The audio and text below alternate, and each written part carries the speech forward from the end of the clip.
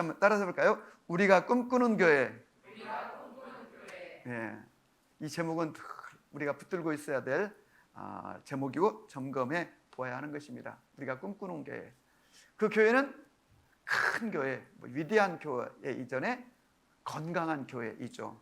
모든 생명체들은 얼마나 키가 크냐, 몸집이 어떠하냐, 예쁘냐, 살이 쪘느냐, 그런 것이 중요한 게 아니라 건강한 게 중요합니다. 그런데 문제는 이제 건강한 것처럼 보이는데 건강치 않은 경우도 많이 있죠. 제가 신학교 다닐 때인데요.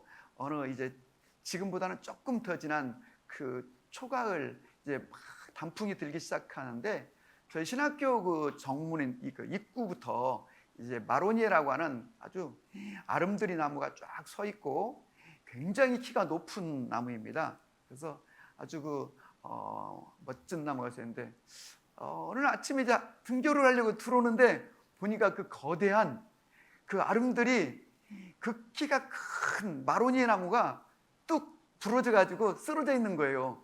전 너무 놀랐어요. 지난밤 비바람에 쓰러졌는가 본데 그 정도 바람에 저렇게 아름드리 나무가 쓰러지나 하고 가까이 가서 자세히 보았더니요, 겉은 멀쩡한데 이미 속이 저 위에까지 다 이제 썩어서 비어 있더라고요.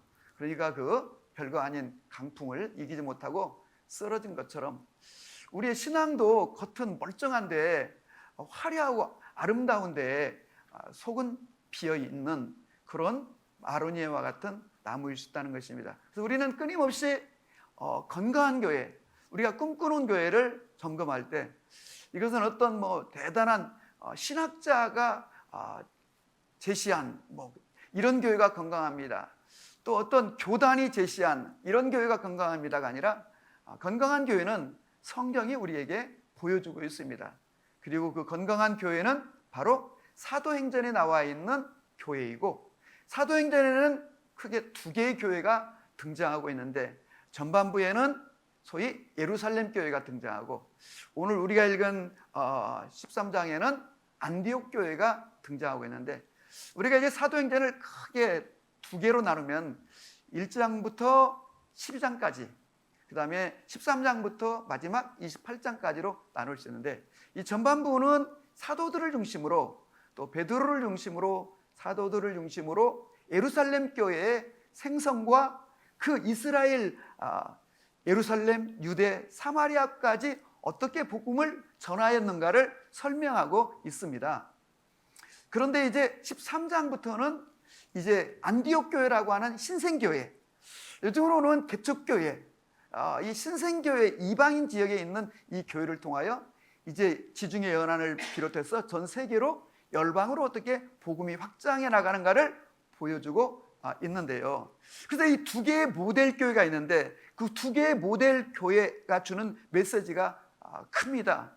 왜냐하면 그 가운데 예루살렘 교회가 사도들이 세운 교회고 예수님을 직접 보았고 배웠고 들었던 그 증인들이 세운 교회임에도 불구하고, 그래서 그 교회는 성령이 오순절에 성령이 계속 부은 바가 되었고 그들을 통하여 수많은 기사와 표적이 나타났고 유무상통하며 이런 많은 좋은 내용들이 나와 있지만, 결정적으로 이 예루살렘 교회의 약점, 취약한 부분이 있다면 그 교회가 그 하나님의 이 선교를 바로 이스라엘 경내 유대인들에게만 전했다고 하는 결점입니다.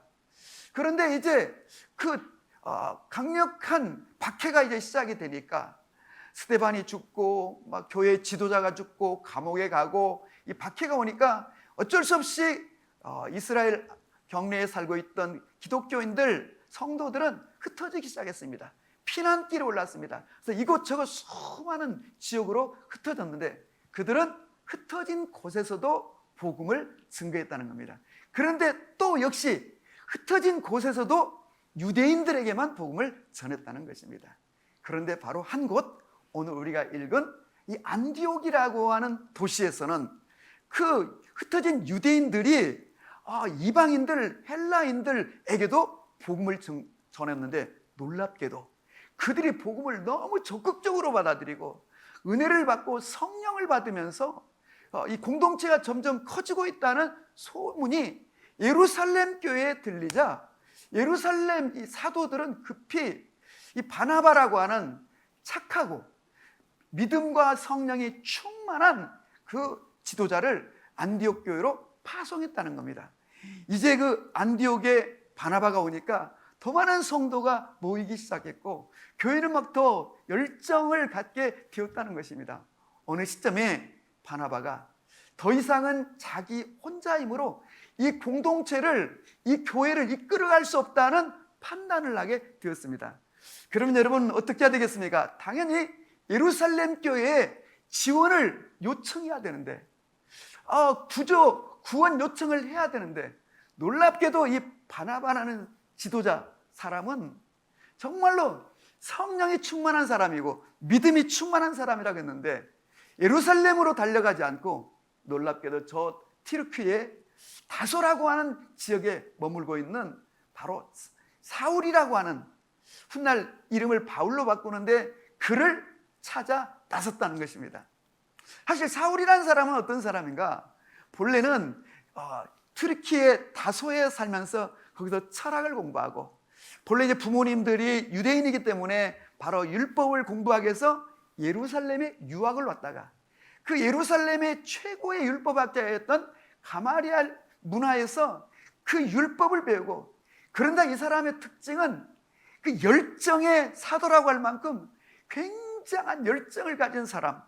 그 열정이 어느 정도냐면 그 당시에 예수를 추종한다는 그 이상한 무리들이 있다는 얘기를 듣고 가만히 듣자 하니 율법을 파괴하는 자들이요 도시를 혼란케 하는 자라고 생각해서 이 청년 사울이 기독교인들을 막 감옥에 잡아 가두고 스데반을 죽이는데 앞장서 주동이 되어가지고 하고, 이것도 분이 안 풀려가지고 시리아에 있는 다마스커스라고 하는 곳에도 기독교인들이 모여있다는 소식을 듣고 체포영장을 발부받아서 가다가 어느 날 대로에서, 그것도 정오에 강렬한 빛이 임하면서 음성이 들리면서 쓰러지게 되었는데, 그때 그곳에서 부활하신 예수님을 만나게 되고 거기서 회심하게 되고, 그리고 부활하신 예수님께로부터 그날 직접 사명을 받는데, 너는 앞으로 임금들과 권력자들과 이스라엘 백성들에게 복음을, 특별히 너는 이방인의 복음을 전하는 사도가 될 것이라고 하는 소명, 부르심을 받게 되었다는 겁니다. 그 시간 이후로 앞을 보지 못하고 금식하고 다마스커스에 머물러 있는데, 이 아나니아라고 하는 예수님이 보낸 선지자가 그를 위하여 안수하고 기도할 때 그의 눈에서 비늘 같은 것이 벗겨지며, 다시 말하면 새로운 세계가 열리고 새로운 세계관이 열리고, 그리고 성령이 그에게 임하자 그는 이전에 교회를 박해하던 열정으로 이제 부활하신 예수님을 증거하는데, 그의 메시지, 그의 복음을 쉽게 사람들이 받아들이려고 하지 않았을 뿐만 아니라 그하고 교제하지도 않으려고 했는데, 왜냐하면 유대인들에게는 유대교를 배신한 이 배신자요, 또 그리고 이 기독교인들에게는 이전의 교회를 박해하며 성도들을 감옥에 가두고 사람을 죽이는 일까지 했던 이 폐악무도한 이 사울을 친구가 되고 교제하는 것을 그렇게 달가워하지 않았다는 겁니다.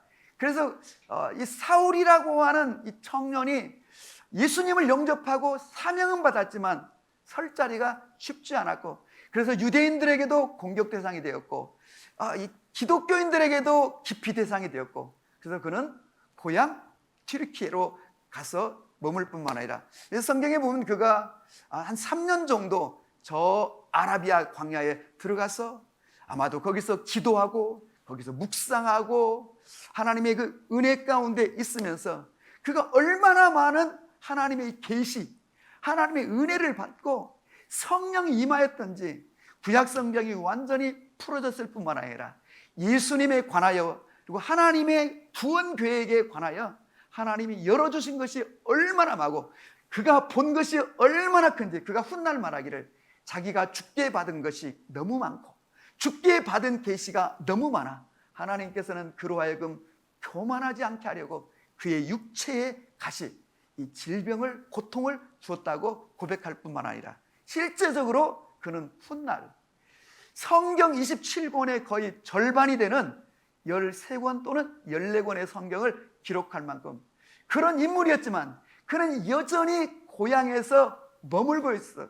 다시 말하면 빛을 보지 못하고 있을 때 바로 이 바나바가 예루살렘으로 가서 그 많은 사도들 중에 아니면 그 많은 그 사역자 중에 누군가를 데려오지 않고 저 튀르키예까지 가서 그 사람들이 기뻤던 이 사울, 이 바울이라는 사람을 안디옥 교회에 데리고 와서 함께 교회를 섬기자.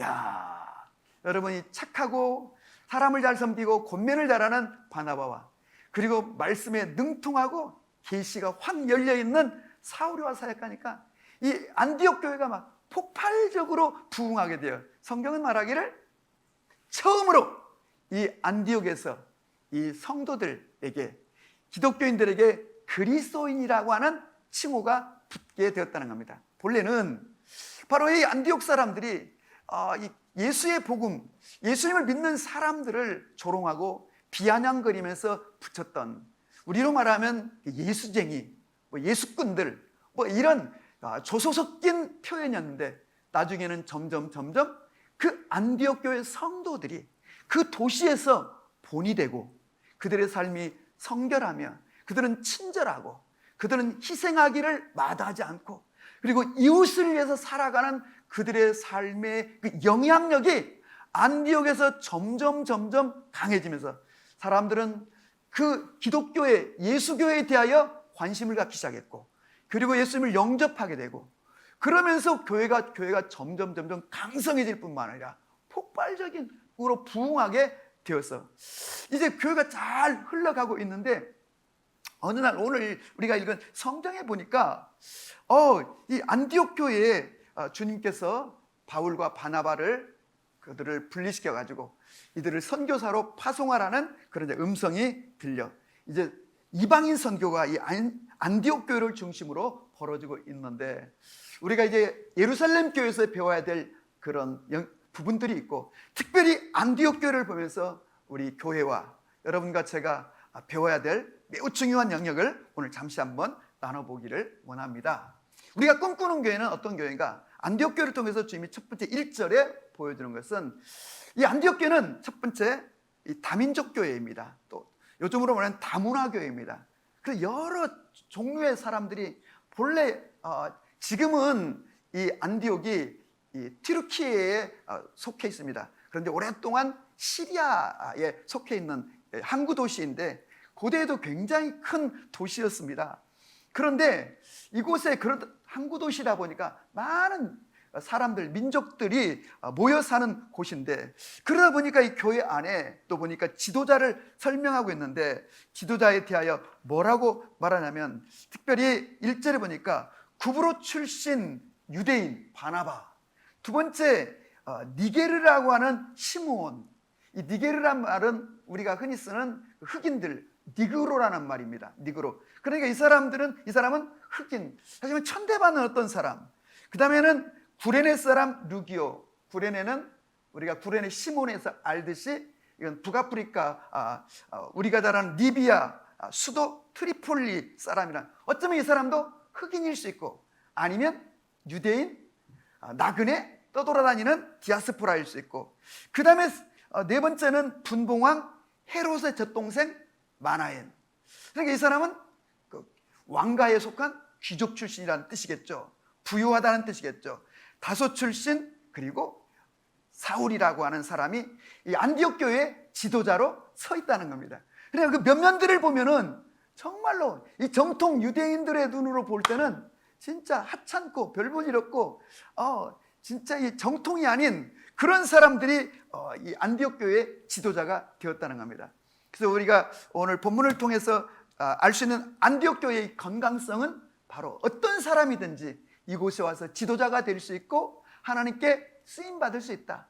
또 말을 바꾸어 말하면 성령께서는 사람을 세우실 때 그런 인종, 그의 어떤 직업, 그의 어떤 신분, 빈부, 귀천 이런 거에 영향받지 않고 사람을 세우시는, 그래서 사람을 쓰시는, 이게 우리가 이제 사도행전을 보면 계속 성령은 사람을 일으키시는 영이십니다. 여러분과 저도 이 성령님께 발탁이 되어가지고 쓰임받는 성도가 되시기를 바라고, 예, 아멘 하시는 분은 그렇게 되기를 바라고, 아멘. 네, 그런 교회라고 하는 것. 그래서 가진 자와 가지지 못한 자, 천민과 귀족, 심지어 왕족, 뭐 이런 다양한 사람, 유대인과 이방인, 비유대인들이 함께 더불어 교회를 세워가는 그런 건강한 교회. 다시 말해 누구든지 여기에 머물 수 있고 포용하는 그런 공동체였다는 것입니다. 두 번째는 이 절에 보니까 이 안디옥 교회는 예배를 생명처럼 여기는 교회, 생명 걸고 목숨 걸고 예배를 드리는 그러한 교회였다는 겁니다.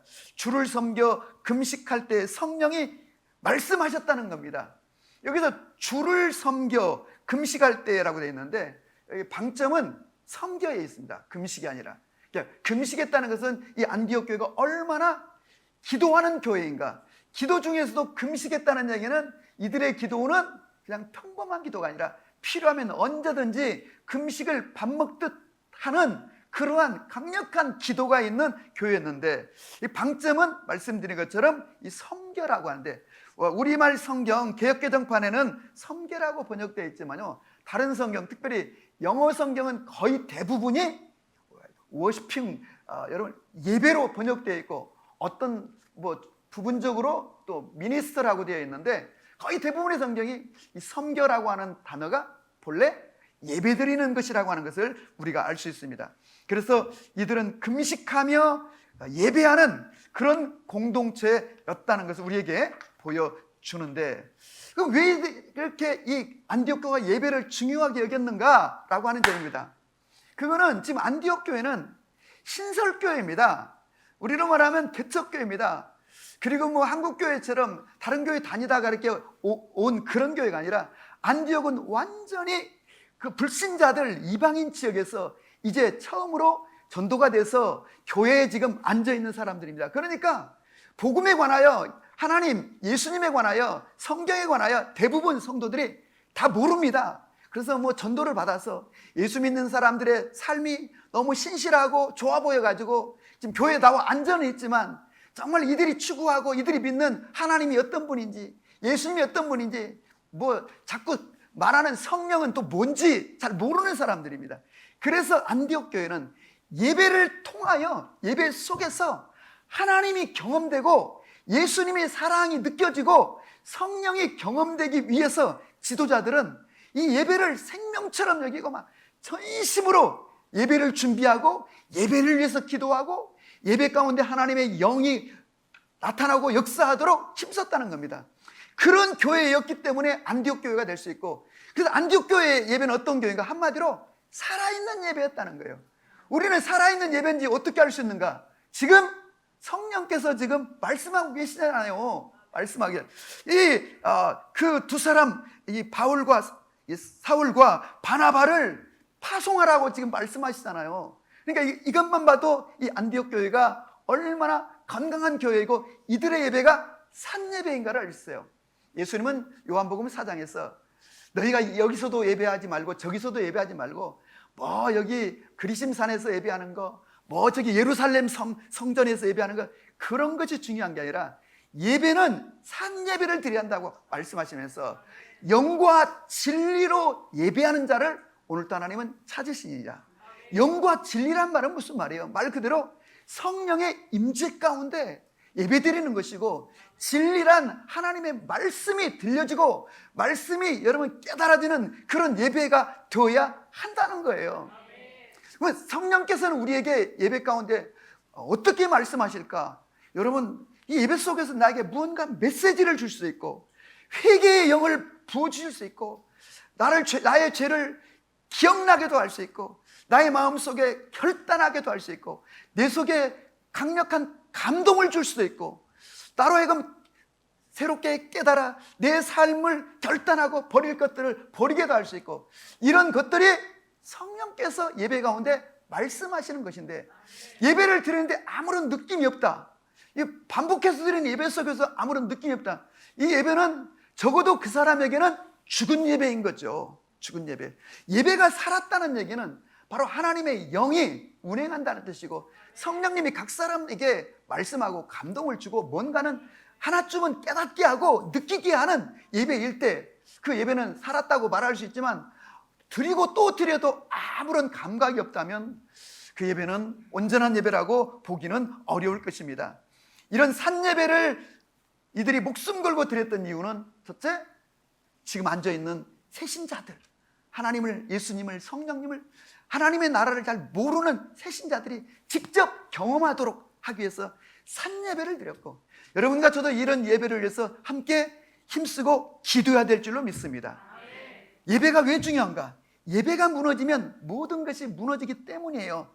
예배가 무너지면 믿음도 무너지고, 선교도 무너지고, 교회도 무너지고, 예배가 죽으면 영혼도 죽고 교회도 죽고, 반대로 예배가 살면 교회도 살고 영혼도 살게 되기 때문인 것입니다.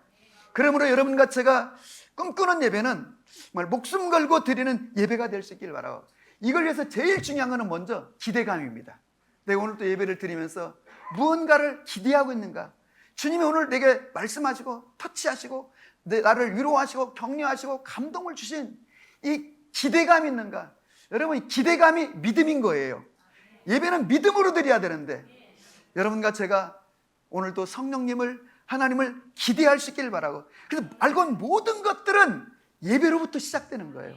예배 속에서 결단하고, 예배 속에서 깨닫고, 예배 속에서 회개하고, 주님의 음성을 듣고, 주님을 사모하고. 우리가 이사야서 6장에 보면 이사야 선지자가 우시야 왕이 죽던 해에 성전에 들어갔다고 그래요. 다시 말하면 우시야 왕은 누구냐면, 성사학자들은 이 우시야 왕과 이사야 선지자가 어떤 먼 친척 정도로 되는 걸로 그렇게 해석하고 있는데, 아무튼 이 이사야 선지자는 본래는 궁중 선지자였습니다. 막 들녘에서 야인처럼 그렇게 외치고 다니는 선지자가 아니라 궁중 선지자. 그래서 왕에게 하나님의 메시지를 전달하고, 그러면서 동시에 우시야 왕으로부터 철저한 보호와 배려를 받고, 그리고 요즘으로 말하면 월급을 받고 이렇게 보호 가운데, 자기 인생에, 자기 사역에 방패막이처럼 자기를 보호해 주었던 우시야 왕이 죽게 되었을 때 그는 낙심하게 되었고, 그리고 미래가 불투명하고 두려워하고, 이제 그러던 어느 날 하나님의 성전에 들어가게 되었다는 겁니다. 성전에 들어가 기도하는 중에 하늘문이 열리고 천상의 영광스러운 광경을 보았다는 게 이사야 6장 아니겠습니까? 하나님은 보좌에 계시고 천사들이 노래하기를 거룩하다 거룩하다 거룩하다 하면서 찬양하는 그런 음성을 듣게 되었다는 겁니다. 그 광경을 보고 그 음성을 들었을 때, 그때 순간적으로 이사야는 거룩하지 못한 자신을 발견하게 되고, 그는 이렇게 고백합니다. 거룩하신 하나님 앞에 선 거룩하지 못한 자신을 향하여 화로다 나여 망하게 되었도다. 나는 입술이 부정한 백성 중에 거하면서 만군의 여호와이신 왕을 베었음이로다 라고 고백한 거예요. 다시 말하면 회개하고 자신의 마음을 정결케 해달라고 부르짖고 있을 때, 그때 놀랍게 하나님의 음성이 그에게 들려졌는데, 그 음성이 우리가 잘 아는, 우리가 누구를 보내며 누가 우리를 위하여 갈까? 하나님께서 탄식하시며 우리가 누구를 보내며 누가 우리를 위하여 갈까? 그렇게 하나님이 탄식할 때 이사야가 응답하기를, 추하고 보잘것없는 저이지만 주여 내가 여기 있나이다, 나를 보내십시오 라고 결단하게 됐다는 거예요. 이 본문이 우리에게 보여주는 건 뭘까요? 다시 말하면 예배 속에서 하나님의 그 임재 안에서 하나님을 깨닫고 하나님을 느낄 때, 여러분, 인간은 어둠 속에서는 내가 지금 얼굴에 무엇이 더러운 오물이 묻어 있는지, 옷에 뭐가 어디가 더럽혀졌는지 알지 못하죠. 그러나 빛 가운데 오면 자기의 얼굴이, 자기의 몸이 다 드러난 것처럼 인간은, 여러분, 사람들하고 함께 이 세상 가운데 있을 때는 느끼지 못하는 거예요. 그러나 하나님의 빛 가운데, 하나님 앞에 서면 나의 죄가 깨달아지고 기억나고, 그리고 내 모습이 보여지고, 그때 진정한 회개가 시작되는 것이죠. 그리고 회개가 시작될 때, 그가 하나님 앞에 회개하며 결단할 때, 그때 하나님의 감동과 하나님의 메시지가 우리의 마음속에, 우리 심령 깊은 곳으로 스며오게 되고, 그때 우리는 결단하게 되는 거죠. 여러분, 오늘 이 안디옥 교회가 금식하며 그들이 예배에 목숨 걸고 예배자로 나갈 때 하나님의 음성이 들려오기 시작했는데, 그 음성이 뭐라고요? 두 사람을 떼어 선교사로 파송하라는 내용이었습니다. 이 성경에는 그러나 예배를 소홀히 한 사람들도 간혹 보이죠. 우리가 잘 아는 바로 가인이 하나님 앞에 제사할 때 그 예배를 드리고, 예배 드리고 나서 그가 했던 행동은 삶의 결단이나 회개나 하나님께 영광이 아니라 동생을 죽이는 그런 일로 발전된 것을 보게 됩니다.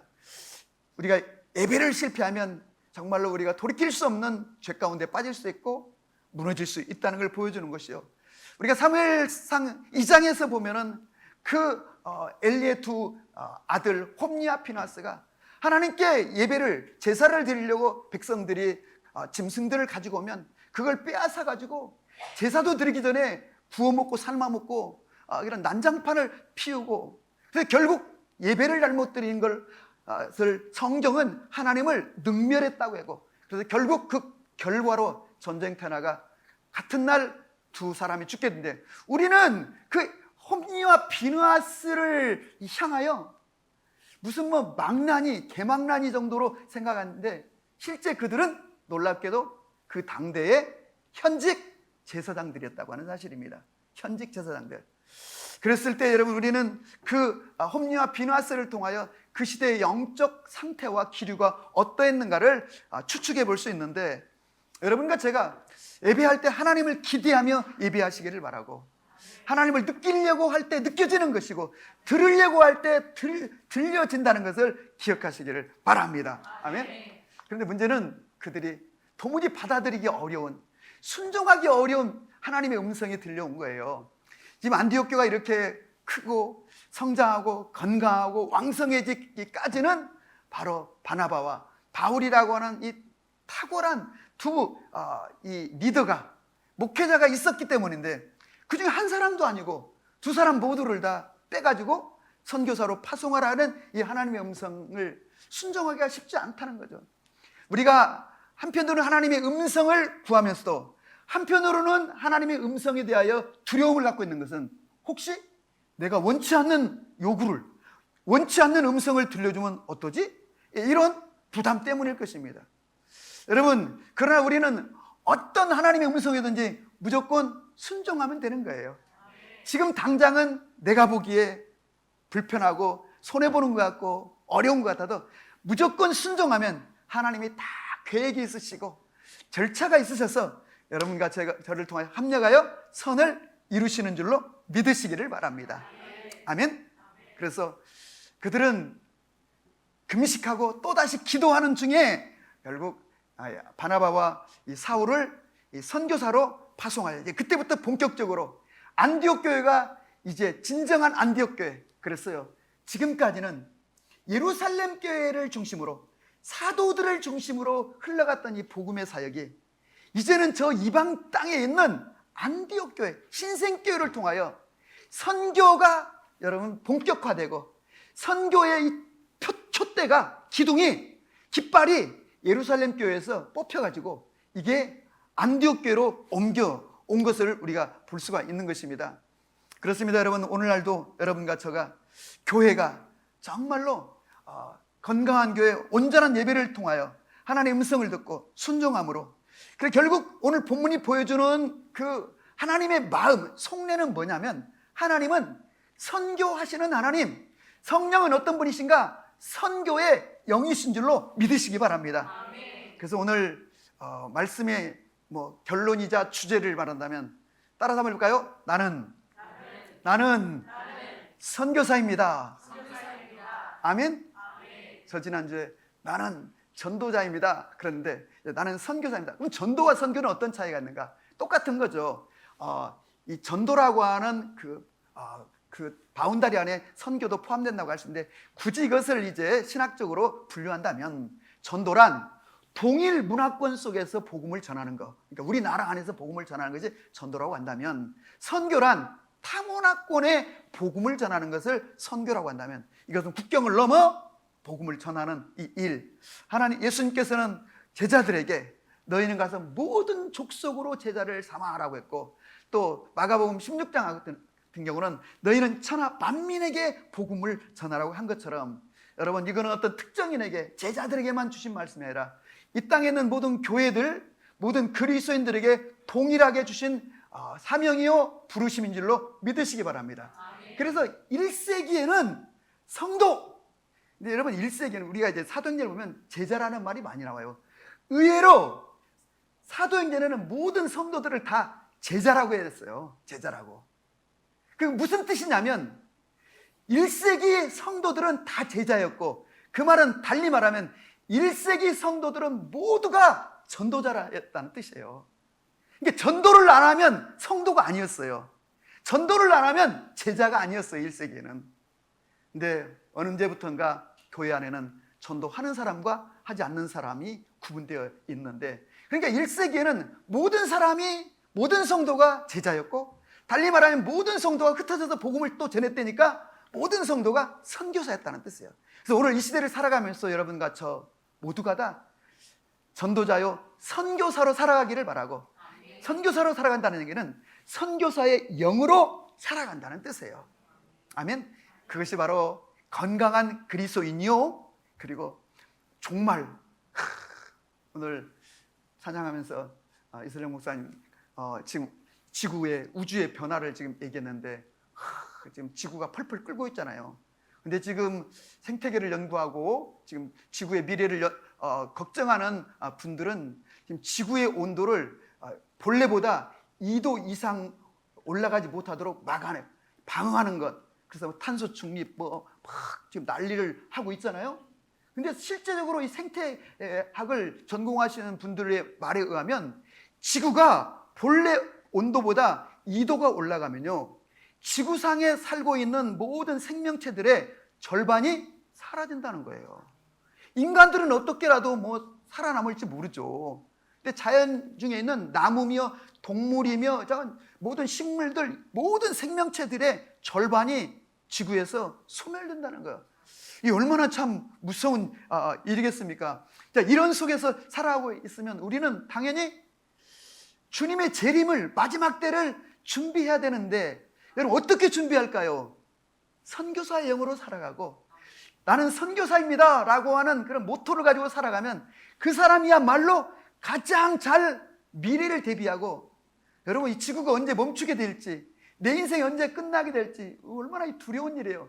그러나 선교사 영으로 살아가는 사람은 두려워할 것이 없고, 그것이 바로 가장 잘 미래를, 우리의 죽음을 준비하는 삶인 줄로 믿으시기를 바랍니다.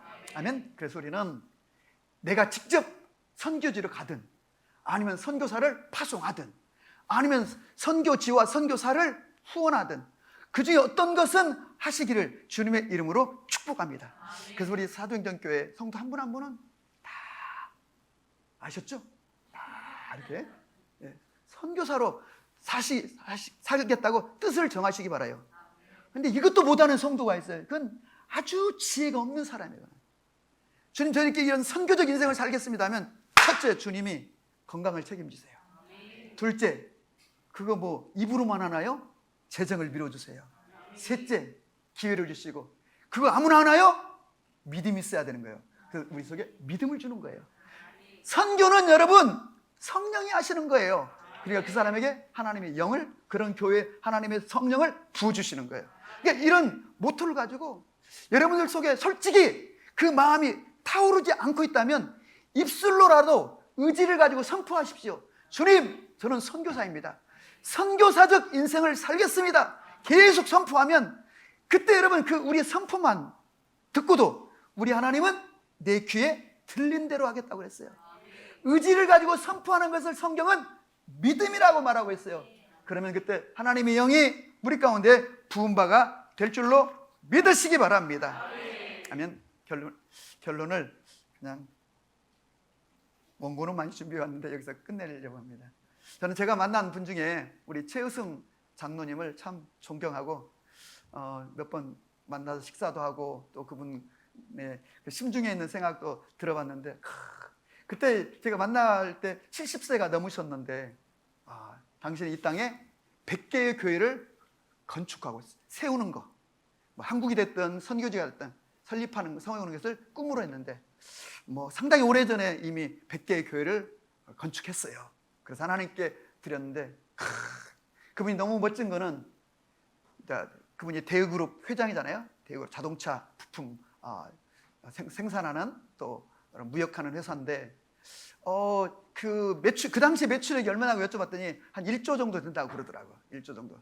근데 그 1조 정도 매출을 일으키는데 회사를 12개를 운영을 하고 있더라고요. 그래서 제가 왜 하필이면 장로님 한 개 운영하기도 힘든데 어떻게 12개를 하냐 그랬더니 예수님이 12제자를 통하여 열방을 꿈을 꿨던 것처럼 당신도 12개 회사를 운영하고 언젠가 제가 신문에서 읽으니까 그 자녀들은 너희는 생애 가운데 1000개의 교회를 세우는 것을 꿈꾸라 그렇게 전달했다고 하는데 여러분 너무 귀한 거 아닙니까?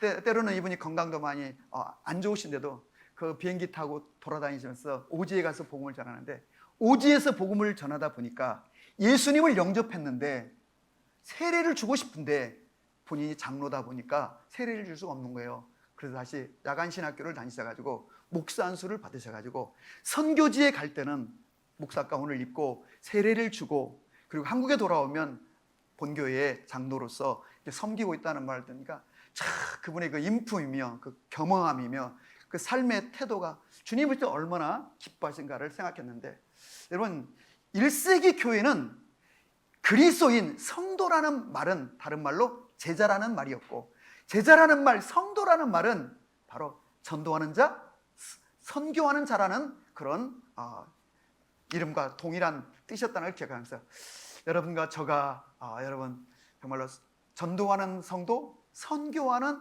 성도, 선교하는 교회 될 수 있기를 바랍니다. 이 선교회는 희생을 감수해야 되는 거죠. 안디옥 교회가 그 어떤 그 유형의 재산보다도 그 두 인물 중추적인 이 사울과 바나바를 흔쾌히 믿음으로 이방 선교를 해서 내어드렸던 것처럼 희생했던 것처럼 교회는 우리 거, 내 거. 아니 한국에도 예수 안 믿는 사람이 많은데 외국인까지 그런 생각하면 여러분 어떻게 대한민국이 복음을 받을 수 있었으며 우리에게까지 복음이 왔겠습니까? 그래서 우리 사도행전교회가 큰 교회는 아니지만 정말 선교 중심적 교회가 되길 바라고 여러분 한 분 한 분이 선교 중심적 인생을 살겠다 그러면 그 비전 때문에 하나님이 축복하시고 기름 부시고 함께 하시고 길을 열어주실 줄로 믿으시길 바랍니다. 아멘.